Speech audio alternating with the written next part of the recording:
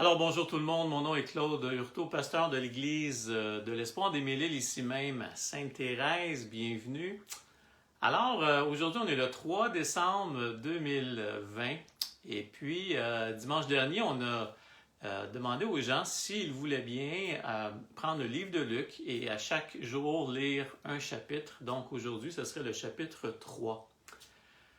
L'Église de l'Espoir a aussi créé un groupe sur Facebook, un groupe qui traite sur le calendrier de l'Avent de 2020, donc à l'Avent de Jésus-Christ, donc avec des boules de Noël que les gens décorent, avec des textes bibliques. Donc à chaque jour, il y a une boule de Noël qui est coloriée.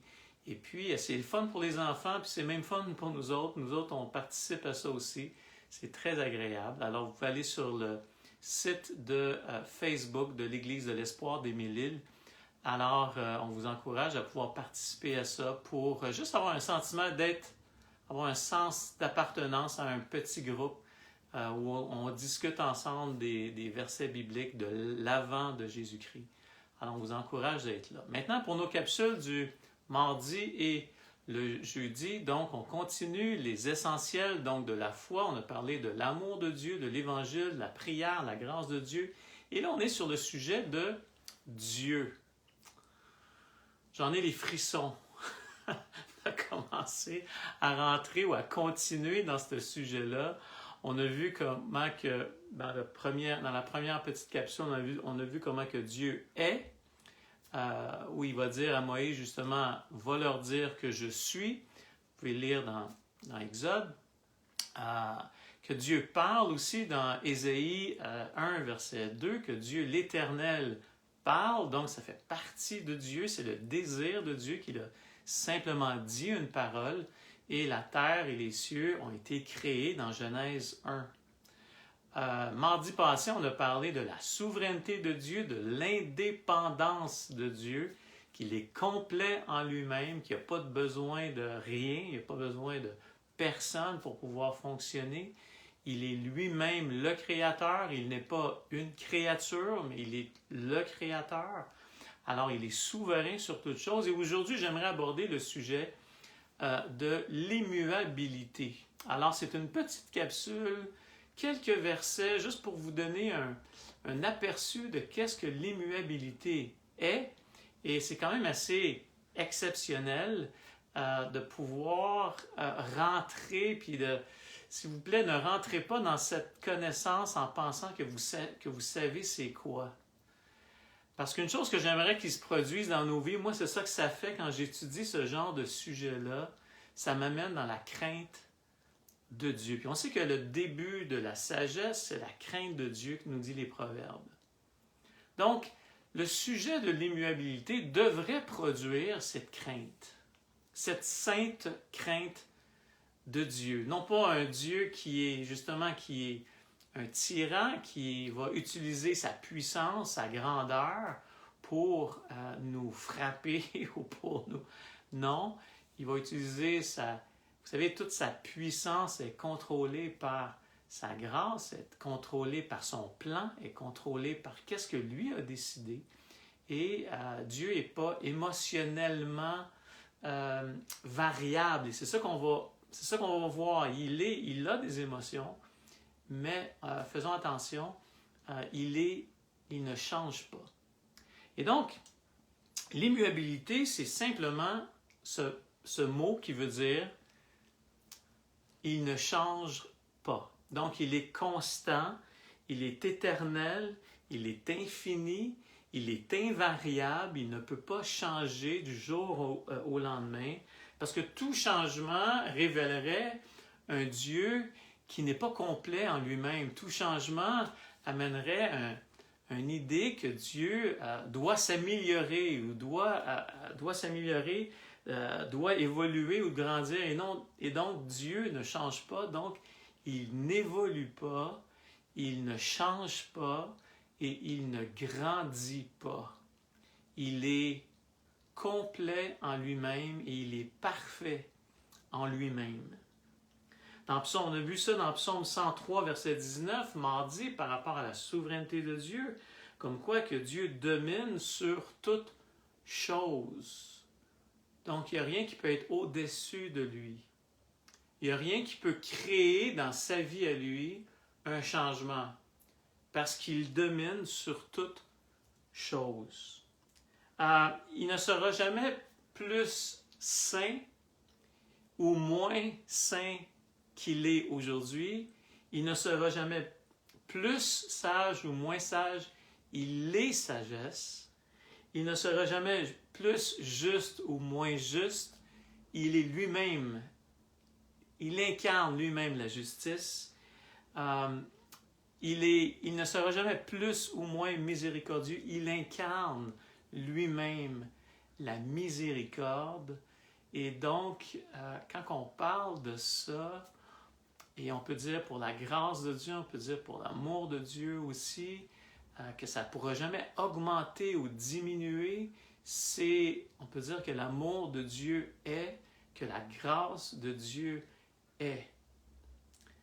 Et là, je sais qu'on se dit ensemble, effectivement, où ce qu'on est présentement, on est soumis au changement continuel sur cette terre. Changement d'environnement, changement dans nos vies, on change, on prend des nouvelles décisions, parce que nous, on n'est pas infini en nous-mêmes.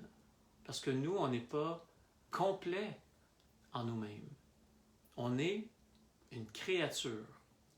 On a été créé par Dieu et c'est ça qui fait qu'il y a de l'humilité qui doit s'installer dans nos vies en disant « J'ai besoin de ce Dieu qui est stable, de ce Dieu qui ne change pas, de ce Dieu qui va être pareil du début jusqu'à la fin. » Et faites juste vous imaginer, si Dieu changerait, est-ce que ses promesses, est-ce qu'on pourrait faire confiance à ses promesses?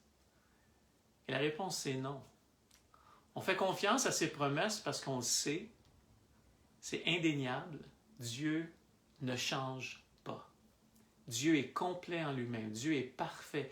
C'est incroyable de penser que Dieu nous invite à prier. Dieu nous invite à lui demander des choses pour que nous, on puisse voir la grandeur de Dieu.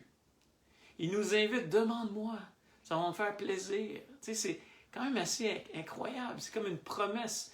Si tu viens me demander, frapper à la porte, je vais ouvrir.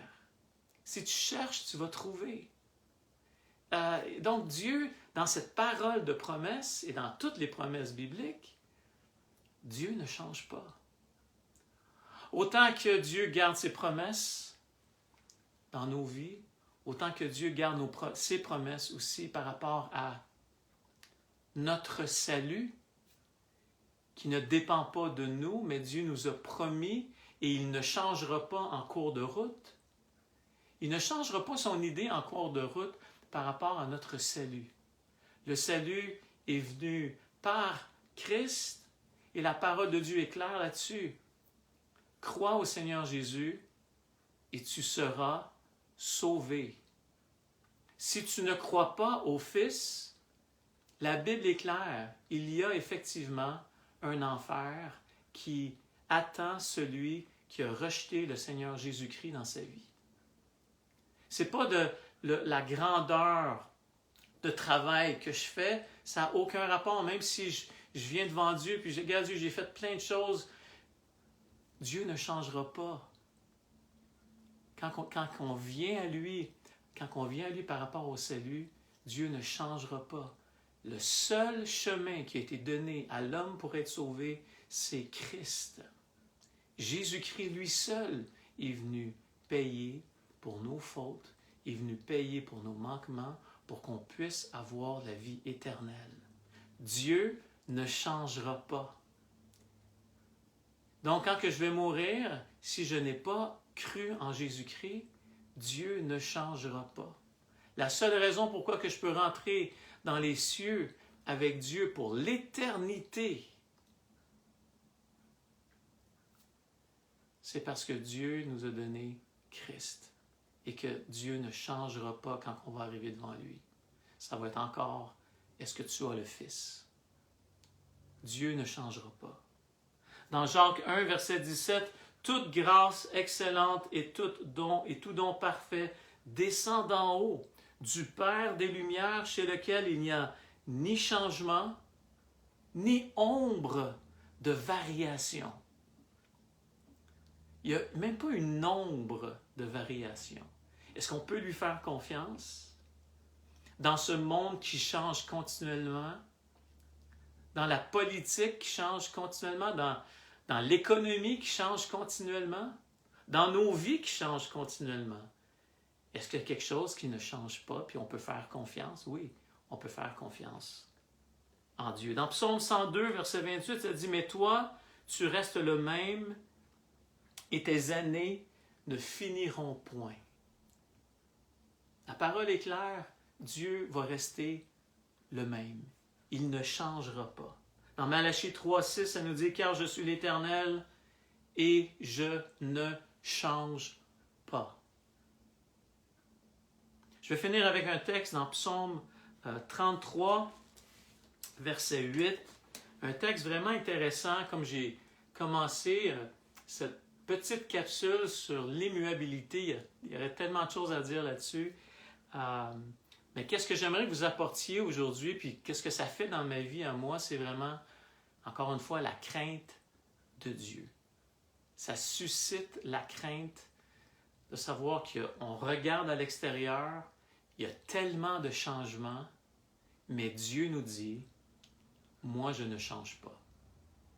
Et donc dans Psaume 33, verset 8, ça dit que toute la terre craigne l'Éternel, qui lui ne change pas.